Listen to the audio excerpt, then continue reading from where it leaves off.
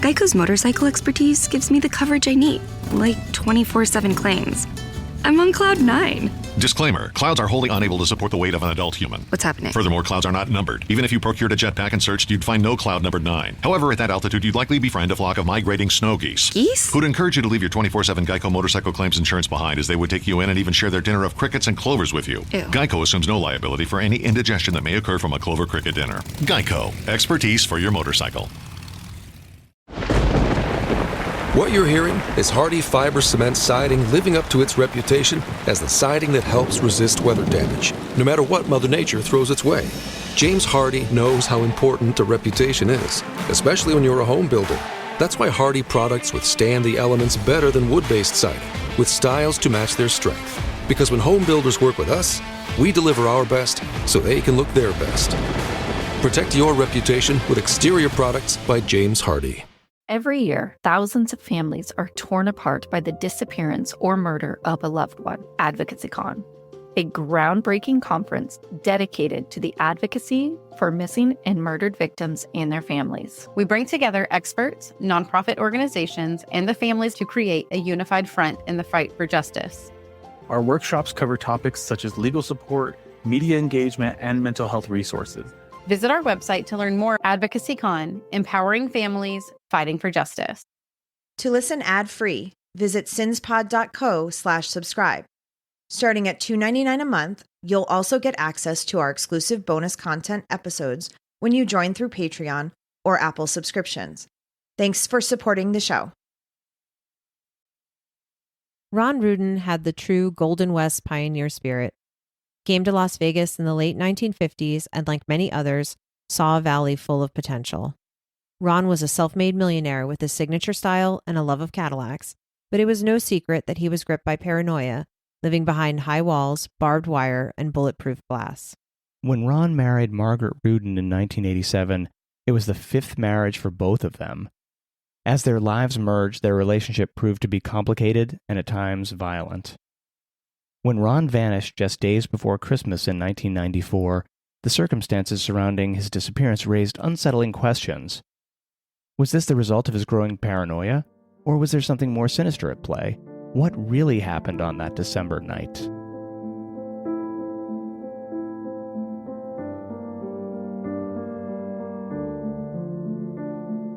Hi, and welcome to Sins and Survivors, a Las Vegas true crime podcast, where we focus on cases that deal with domestic violence, as well as missing persons and unsolved cases.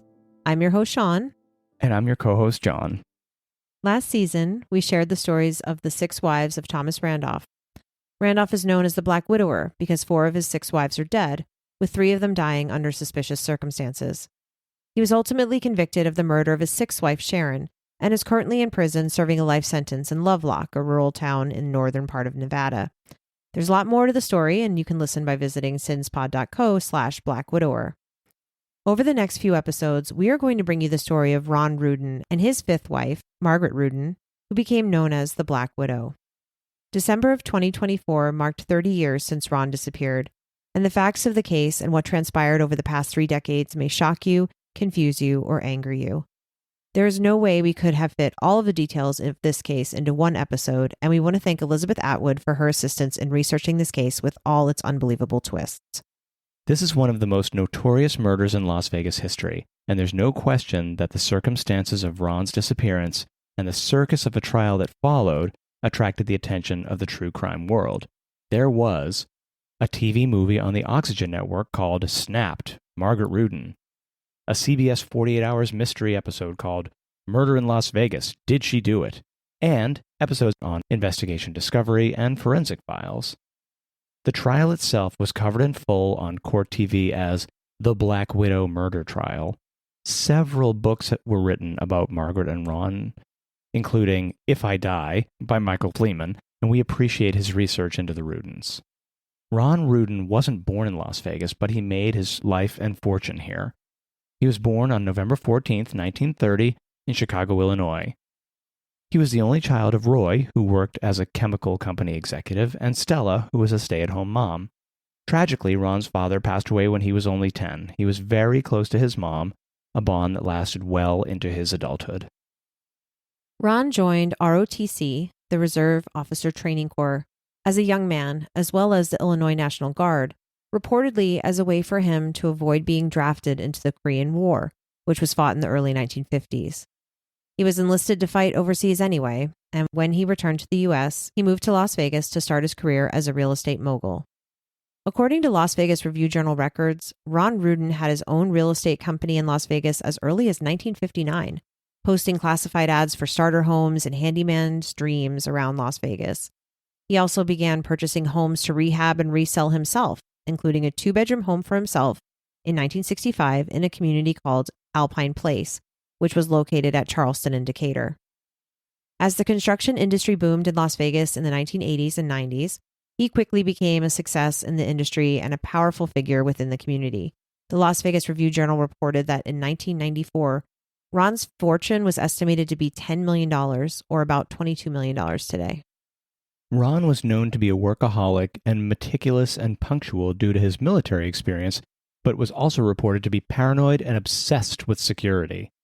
His home resembled a fortress, with high exterior walls, barbed wire, cameras, and barky English setter hunting dogs on patrol. He took extensive precautions, such as installing bulletproof security glass at his home and office, frequently wearing bulletproof vests, and carrying a gun almost everywhere he went, with guns at the ready in his home and in his car. It's no surprise that Ron was also an avid gun collector and eventually a licensed firearm dealer, amassing a huge armory full of guns, according to former Las Vegas detective Don Charlebois. His collection was reportedly valued at $3 million, or around $7.5 million today, with hundreds of guns in his collection. He also had a distinct sense of style. He wore a few pieces of heavy jewelry, including a large white, gold, and diamond bracelet with letters spelling out his name, R-O-N, and he always dressed in black pants, black shirts, black cowboy boots, which some compared to the style of Johnny Cash. He also drove a black Cadillac that he adored and kept spotless and well-maintained. He also reportedly had an interest in Scientology, and would often gift books written by L. Ron Hubbard, the founder of Scientology. Despite his notoriety in Las Vegas, Ron was described as a very private man with a limited social life. He went to great lengths to avoid any publicity. One longtime friend, Jerry Stump, told the Las Vegas Sun that Ron once attended a cabaret show with a performance by adult film star Marilyn Chambers. Jerry spotted him standing in the club's front doorway and asked him why he didn't head inside the club and take a seat. Ron said, "If the police raid this place, I want to be the first one out." Jerry told the Sun that Ron treasured his privacy, yet he also had an eye for the ladies. I would say that Ron Rudin was a loner who didn't want to be alone. Jerry wasn't wrong. Ron was reportedly quite the ladies' man and was married 5 times between 1959 and 1987. His first marriage didn't last very long, and he was single for 8 years before marrying his second wife, Carolyn. While the two didn't go the distance as husband and wife, after their divorce, Carolyn and Ron remained friends and business associates. His third wife, who some sources refer to as Ron's one true love, was hairdresser Peggy June Lee. According to Michael Fleeman, Peggy was 15 years younger than Ron when they got married. He was 46 and she was 31. She and Ron had a lot in common. She was a skilled markswoman, and the Las Vegas Review-Journal once published a photo of Peggy after she had killed a trophy prize oryx during a December 1978 hunt in White Sands, New Mexico. She apparently shot the second largest oryx in New Mexico history during that trip as well. If you're wondering what an oryx is, it's a type of antelope that is well adapted to the desert with horns up to 3 feet in length. They are not native to the state, but they were introduced in the late 1960s by the New Mexico Department of Game and Fish. Specifically, Gemsbok oryx, which are native to Africa, were released in the White Sands Missile Range area to establish a hunting population. The oryx adapted well to the environment and thrived, spreading beyond the initial introduction area. Today, they can be found in parts of southern New Mexico, particularly around the White Sands region and occasionally outside that range. They are considered a managed species, and hunting permits are issued to help control their population. I clipped that photo out of the RJ archives of Peggy, and we will share it on our social media. According to Peggy's family, Peggy had bouts of severe depression. Tragically, she shot herself in the primary bedroom of their home on December 20th, 1978, just a few days after that hunting trip. I don't want to take too big of a detour away from Ron and Margaret. I do want to add that some of the circumstances around Peggy's suicide raised questions, including that her suicide note was obviously written in 2 different handwritings. What happened to Peggy could be its own episode, so we're going to dedicate this week's Swing Shift to sharing more about Peggy Rudin. At Peggy's funeral, her uncle Chris confronted Ron and accused him of killing Peggy. He threatened to kill Ron for what he had done. His wife, Peggy's aunt, was able to calm Chris down out of respect for Peggy. Despite lingering questions, Ron was never charged in connection with Peggy's suicide. Peggy's death had a profound effect on Ron. From that December forward, Ron would always feel distressed when the holidays came around. Friends said that later in life, Ron became convinced that he was possessed by the spirit of Peggy Rudin. Jerry Stump was quoted by author Michael Fleeman explaining, "Ron was really upset. He used to have his Christmas party every year at the office. He'd put up a tree in the office, but after that, no trees, no Christmas parties. After that, he hated the holidays." Ron is said to have coped with everything by throwing himself into his work and taking a risk on a huge development project at Lee Canyon. He hoped to build a country club-type resort up on Mount Charleston for locals to escape to, with a huge lodge, indoor and outdoor swimming pools, ice skating, and a large RV park. Ron met and married his fourth wife in 1985, an outgoing woman named Karen Carmody. Karen echoed the concerns of Ron's other ex-wives that Ron had a drinking problem and that he was two different people when he was drunk versus when he was sober. He was also becoming more and more paranoid, refusing to leave the house at night, though Karen didn't know what he was afraid of. The Lee Canyon project was not proving to be as successful as Ron had hoped. He had trouble obtaining the financing he needed, and at one point he told Karen he was on the brink of bankruptcy. By 1987, he had scaled the project back to just an RV park, and Karen and Ron filed for divorce. Later that same year, Ron met his fifth wife, Margaret, at church. Margaret Rudin was born Margaret Lee Frost on May 31st, 1943, in Memphis, Tennessee, making her 12 years younger than Ron. She was one of three girls. Her two sisters are Barbara and Donna. Many news sources describe her as a soft-spoken Southern belle or a socialite. Margaret is known to journal extensively and to keep diaries and logs of conversations and events. As a young girl, her family moved often, and Margaret had lived in 15 states and changed schools 22 different times before graduating high school, according to the Las Vegas Review-Journal. At the age of 18, Margaret married a 20-year-old carpenter. They settled in Winthrop Harbor, Illinois, and had two children. They divorced after 10 years, and Margaret went on to marry and divorce twice more. In 1981, after an extremely cold winter in Chicago, she moved to Las Vegas. Margaret met her fourth husband, a boat dealer, in Las Vegas, but the marriage ended a few years later in a highly contentious divorce. 1987 was a rough year for Ron, and also a particularly painful year for Margaret. Her two children were grown and out of the house. Her father passed away that year, and Margaret needed surgery for some health issues. Her fourth marriage ended, and Margaret was once again starting over. She met Ron at the First Church of Religious Science in Las Vegas, which is no longer there. It's been torn down. And she immediately caught Ron's eye, said Michael Fleeman, the author of If I Die. She was outgoing, she was vivacious, very sociable, and dressed nicely. In later interviews, Margaret shared a story that after her fourth divorce, she told a friend of hers that her next husband would wear cowboy boots because in Vegas, that means you're macho, and Margaret was into guys who were macho. When Ron showed up at church the day they met, Margaret's friend pointed him out to her, saying, "Look, he's wearing cowboy boots." Margaret said that Ron was charming, and she had never met anyone suaver, smarter, or slicker than he was. Ron and Margaret had a whirlwind romance, with Margaret claiming that Ron started pressing for marriage soon after their first date. They were married on September 11th, 1987. Margaret moved into Ron's heavily fortified two-bedroom house located near Charleston and Decatur, and behind the strip mall that Ron owned and where he had all of his business offices. Note that this was the same home where Ron's wife Peggy had died by suicide about 9 years before Ron met Margaret. Margaret and Ron reportedly had a very volatile relationship, and Ron was known to be having an affair. Friends described their relationship as being marked with distrust, jealousy, and suspicion, but the two of them were very close and were said to be passionately in love. According to Margaret, one evening, she and Ron began to argue after she overheard him talking to an ex-girlfriend. She said that he slapped her, and in self-defense, she grabbed one of the many guns in the house. She said he wrestled it out of her hand, and instead of shooting her, he shot a painting on the wall. While, as we said, Ron was cleared of suspicion in Peggy's suicide, Margaret did tell a story in an interview with 2020 that one night when they were lying in bed together, Ron asked her what she would say if he told her he had killed Peggy. She said, "One night when we were watching some crime story, he said to me quietly, 'What would you say if I told you I murdered Peggy?' And I kind of caught my breath and I didn't know what to say, because if I just said, 'Yes, I want the details,' I would have had to have left. I just said, 'No, you're not going to relive your guilt by telling me. I don't want to know.'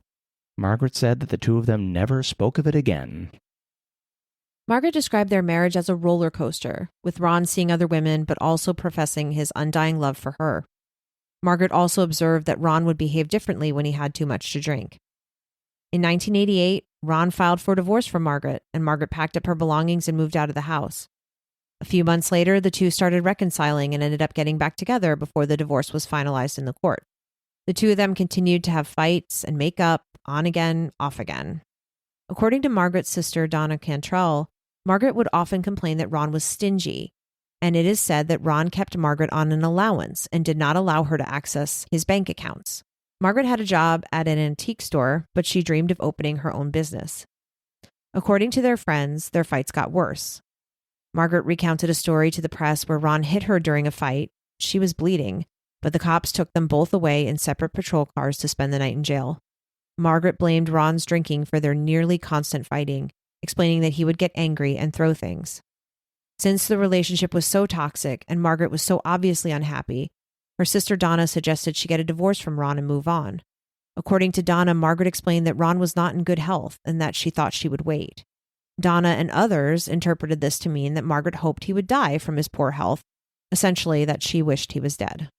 In 1991, 4 years into their marriage, Ron told his attorney that Margaret was becoming vicious and violent.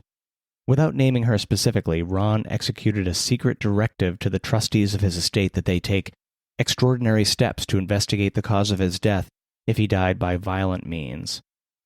The directive also provided that any beneficiary who caused his death was not to receive any assets from his estate. Around the same time, Ron also removed a phone line that was shared between his office and the residence after his employees claimed that Margaret had been eavesdropping on their conversations. After Ron got rid of the shared phone line, Donna claimed that she and Margaret placed hidden listening devices in Ron's office. The devices transmitted a signal to a receiver and recorder that allowed Margaret to eavesdrop undetected.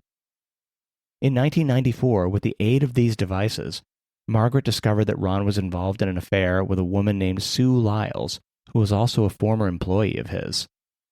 On December 13, 1994, Sue told Ron that her children, ages 25 and 12, had received graphic, threatening, anonymous letters about the affair. Sue was able to intercept the letters before the children could read them, but she was certain that Margaret had sent the letters. Although Sue's daughter's name was Natalie, Margaret could never remember that and always called her Melissa. No one else in Sue's family was named Melissa, so it wasn't clear what the mix-up was. The letter that arrived at the house was addressed to Melissa Lyles. It wasn't hard for Sue to connect the dots back to Margaret. It's also reported by Ron's financial advisors that Ron believed he was slowly being poisoned, and he sought treatment from 2 different doctors, one in Utah and one in Arizona, to get to the bottom of what was happening. December 18th was the grand opening of Margaret's new antique shop, with a reception for friends and family.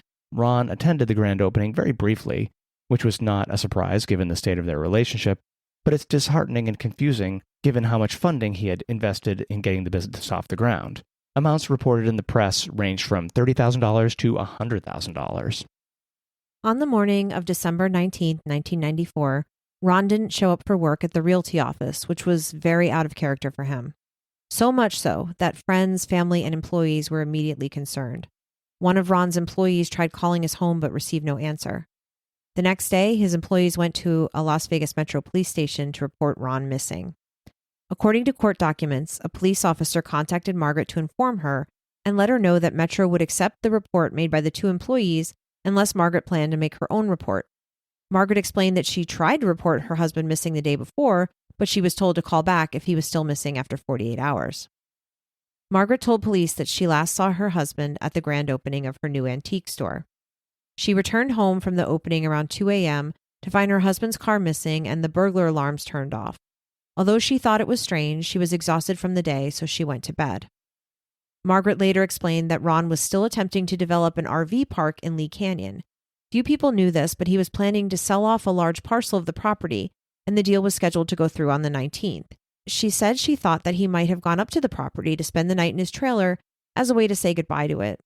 She said she called a friend, Barbara Orcutt, who owned a lodge and lived up on the mountain, to ask if they had seen Ron, but Barbara told her no. Margaret also mentioned to police how Ron would get melancholy in December due to Peggy's suicide, so it wasn't unusual for him to be distant, agitated, or in an unpleasant mood, or for him to seek out what she called depossession services from doctors.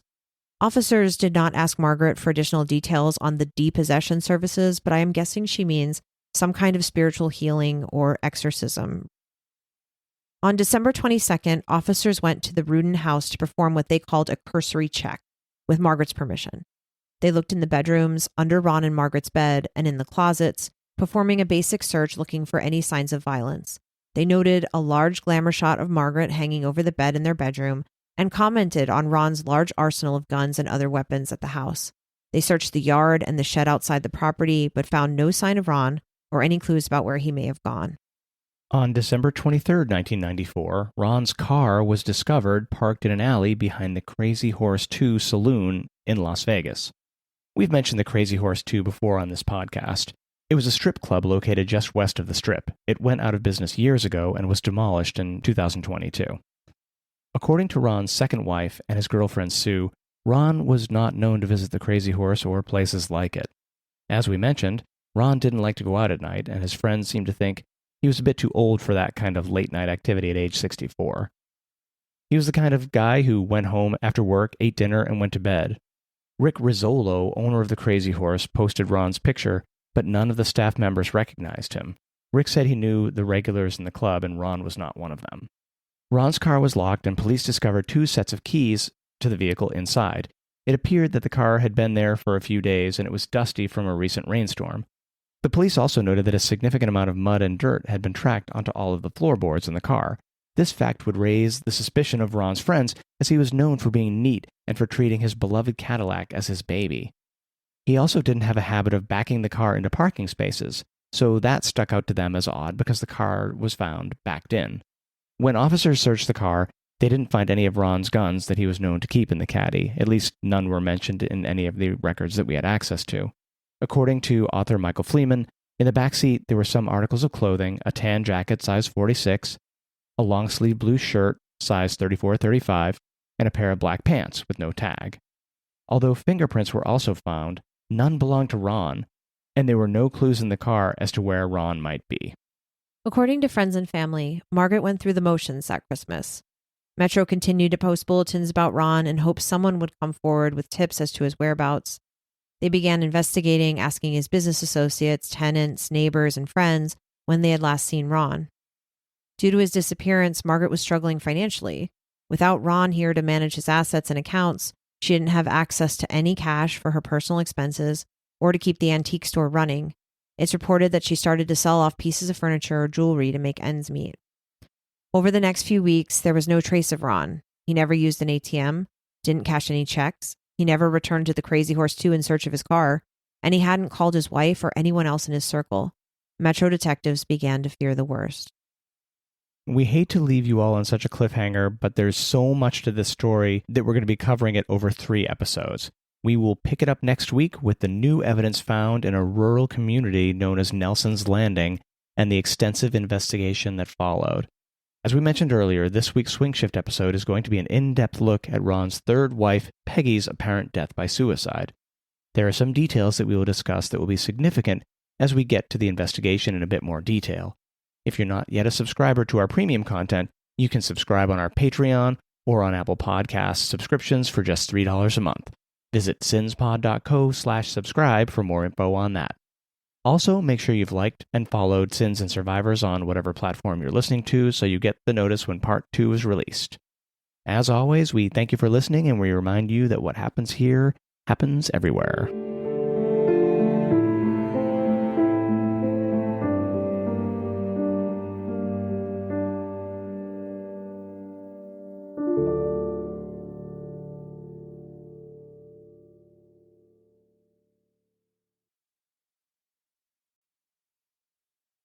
Thanks for listening. Visit sinspod.co/subscribe for exclusive bonus content and to listen ad-free. Remember to like and follow us on Instagram, Facebook, TikTok, and Threads at Sins and Survivors. If you're enjoying the podcast, please leave us a review on your podcast platform of choice.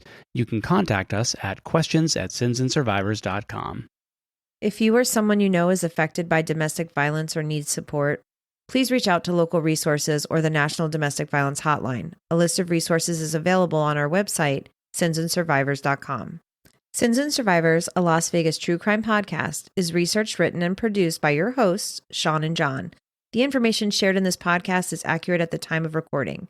If you have questions, concerns, or corrections, please email us. Links to source material for this episode can be found on our website, sinsandsurvivors.com. The views and opinions expressed in this podcast are solely those of the podcast creators, hosts, and their guests. All individuals are innocent until proven guilty. This content does not constitute legal advice. Listeners are encouraged to consult with legal professionals for guidance.